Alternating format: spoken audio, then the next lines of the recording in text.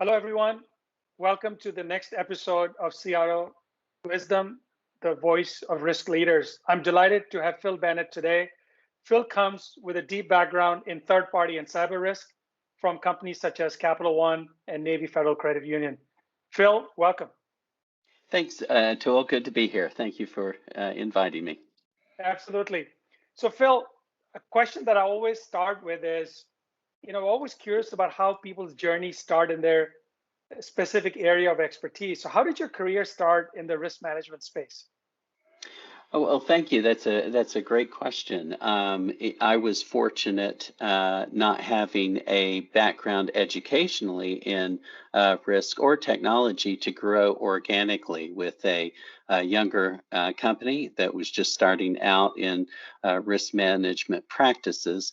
And my focus area was with a growing information security focus in both project management and then especially in third-party risk management, which is where I spent most of my career time and establishing the processes and best practices.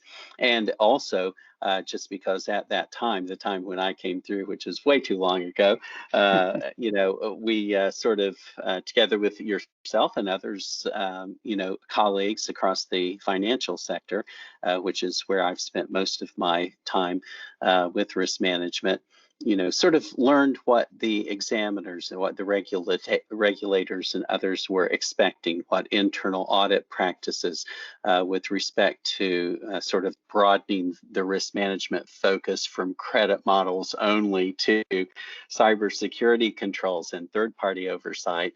So we all sort of, as an industry, grew up together and defined it. Now there are, as you know, practitioners out there who have come through university programs on these topics, and so it's a kind of a different landscape now. But that's how I came through. Yeah, it's the hard knocks style, kind of, right? Learning on the job for sure.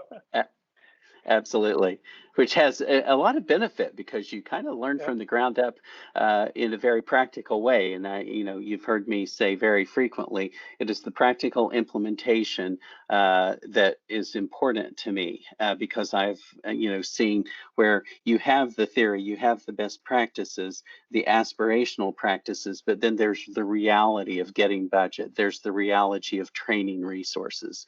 There's the reality of finding the right model and framework with which to practice that makes sense within not just your industry sector, but also within your organization culturally. And so I think, to consider all of those aspects is vital to success in risk management.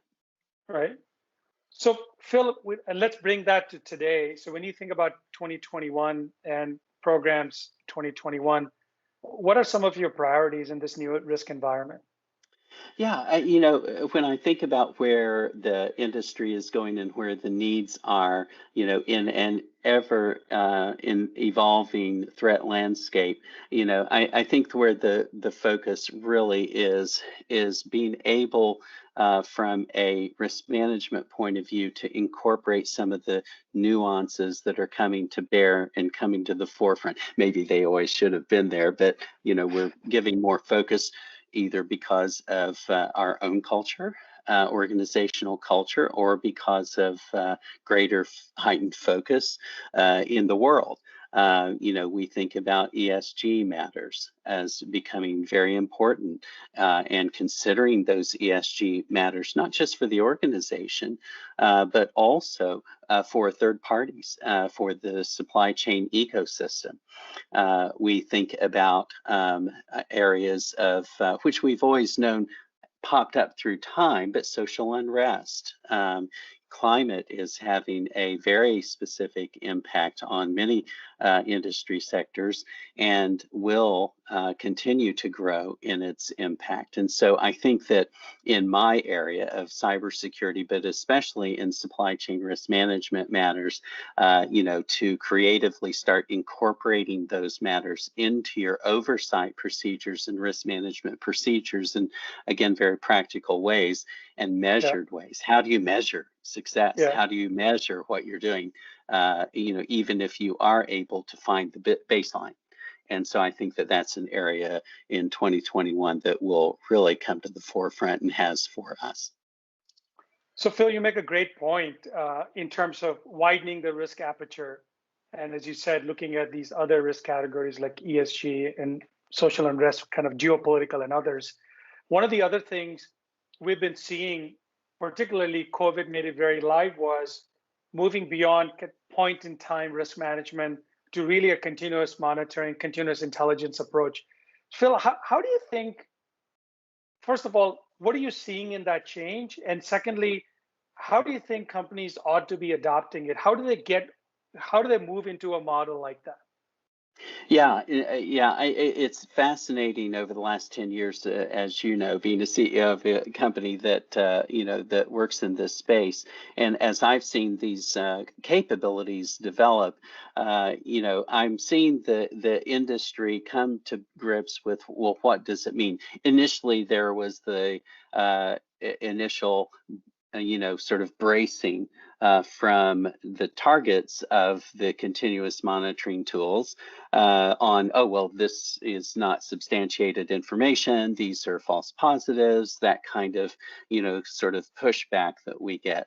Well, then as the tools became more mature and there was a little bit more understanding in how the tools should be used and how the data coming out of the tools should be considered, it has become a great best practice to really consider this as another intelligence feed that is more focused on the supply chain that can really enhance your point in time assessment. So the way that I've worked through it as a best practice in organizations I've worked through was really to consider it's not a replacement of point in time assessments.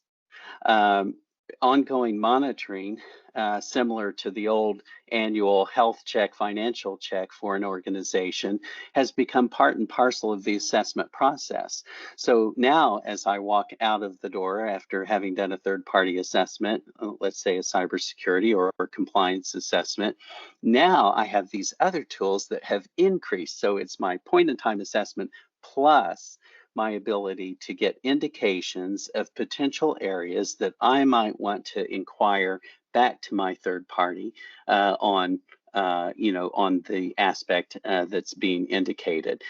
So I like to, to think about the output of the continuous and ongoing monitoring solutions as giving me indications of areas where I may want to inspect a little bit further.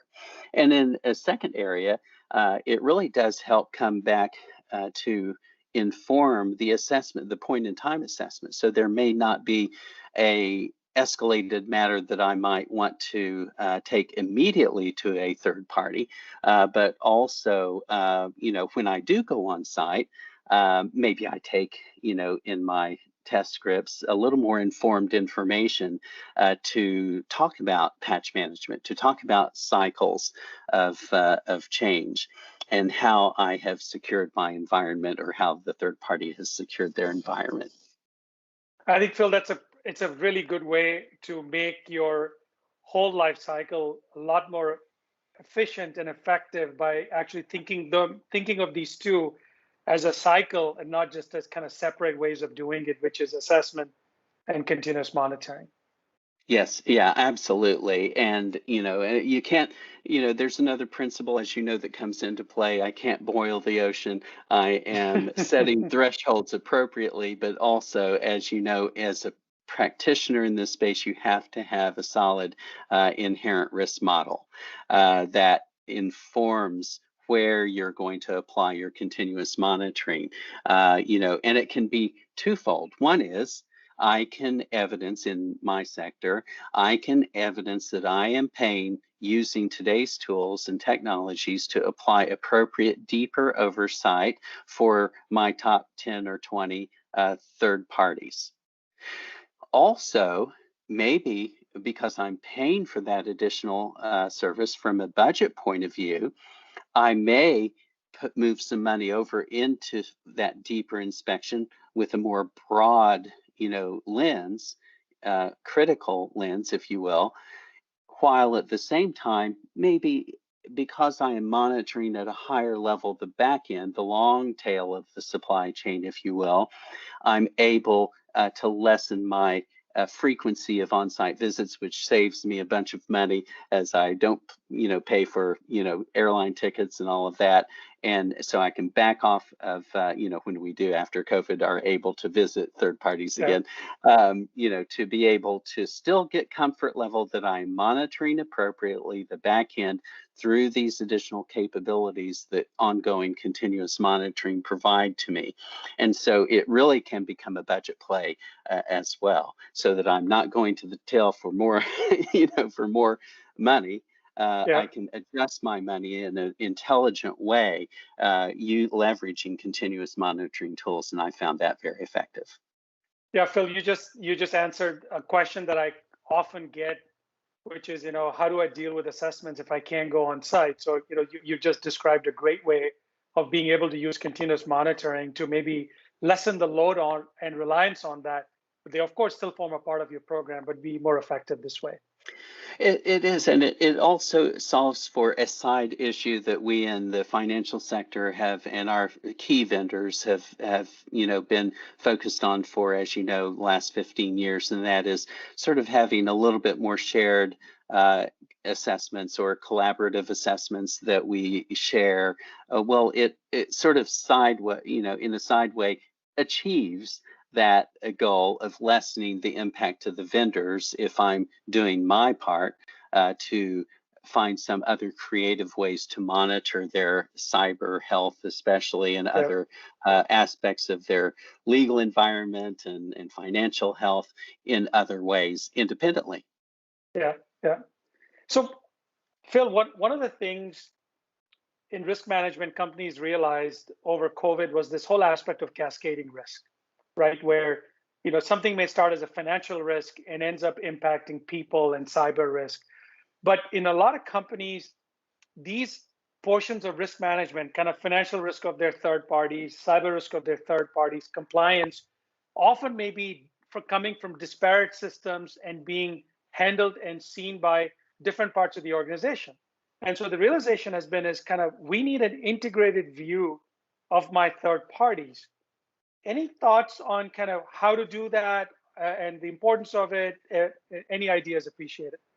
Yeah, there are a couple of things that I have observed and I think are important in this space. One is to approach your, depending upon who you are as a practitioner in this space, think about your organization, its size, its maturity, and its complexity.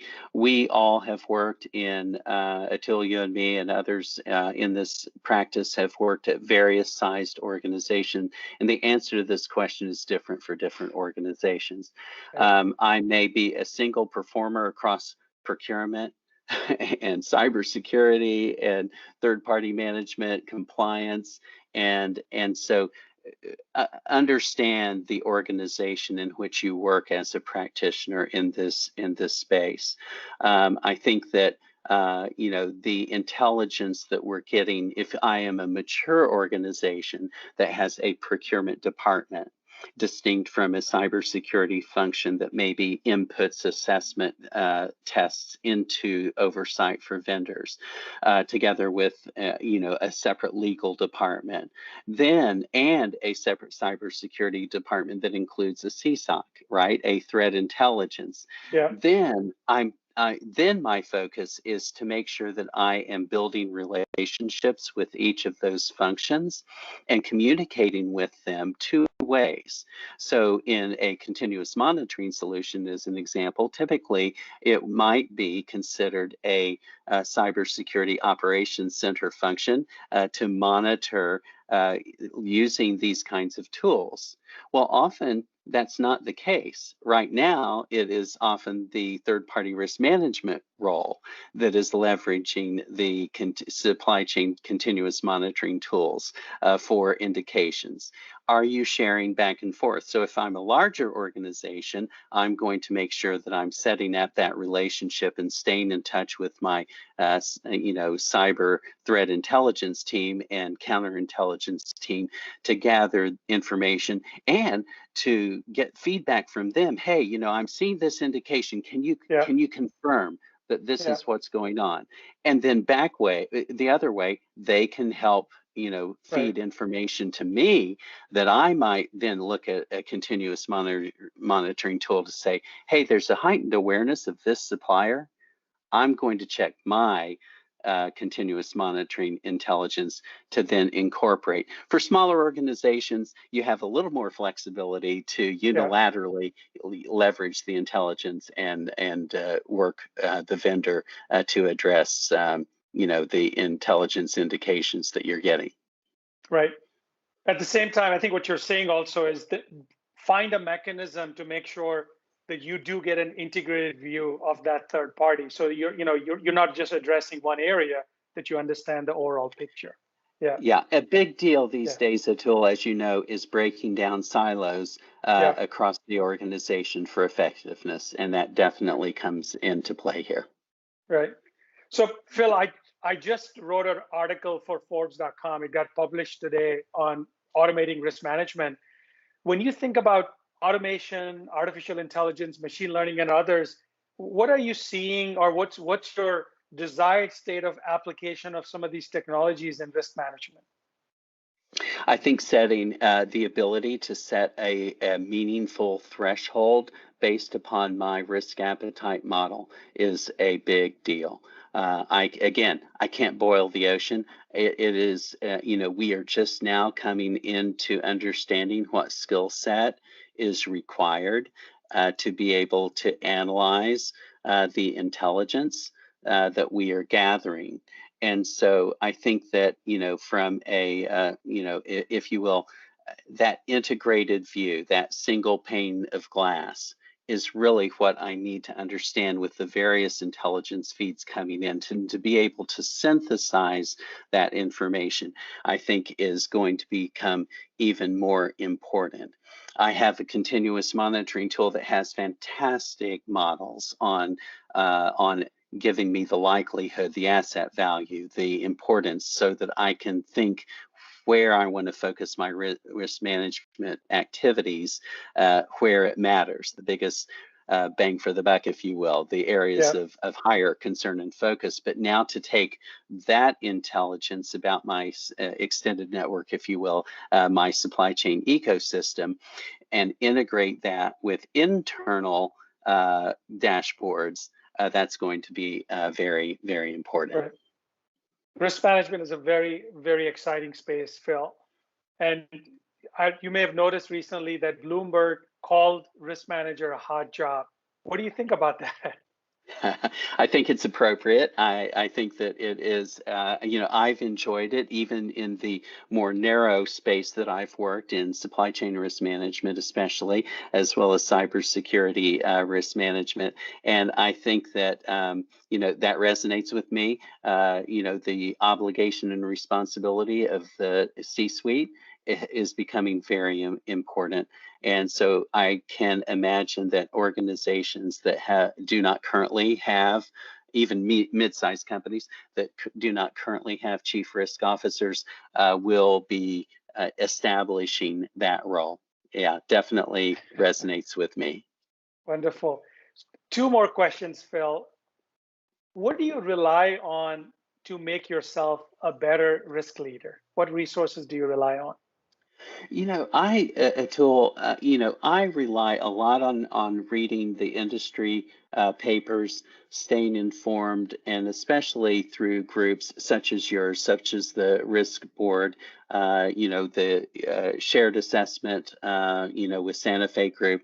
I participate in many of those, panels and boards to stay informed, as well as outside reading. Then internally, of course, staying in touch with the various practitioners, because you have a lot of a wealth of knowledge of folks who are really smart, who have been in this practice probably folks who are listening to this have in their organization really smart people who have either grown up organically as I did or Yeah. have just come from a company that you can pick their brain and really learn a lot of current best practices. So I think that, discussion with your peer and colleague, is really important. No, Phil, I think that's really good advice because too often I see leaders as they're moving up in an organization, they become more insular and don't give their time to activities like that. So that's really good advice. My final question, what advice would you give to future risk leaders? I think to really start with two things. One is to really get a baseline in some area, whether it's supply chain risk management, whether it's consulting on security projects. If you're just starting out in your career, I think that to find an area where you can dig in and learn, from end to end, that process, that practice, and find a good mentor to help guide you, hopefully the right organization, you'll find somebody who's a good mentor. I think that's really important. I think the second thing is really to establish and identify a framework that you can learn, a baseline out there, because it's really important to contextualize, the practice of risk management Yeah, within a framework. And there are a lot of them out there. If your organization doesn't have one, then just probably a quick Google, you'll be able to find enough reading material to be able to help you understand the fundamentals of risk management. good advice. Phil, thank you so much for sharing your experience and your thoughts on risk management and how to be a better risk leader. Thank you again. Thank you, Atul. Appreciate the opportunity.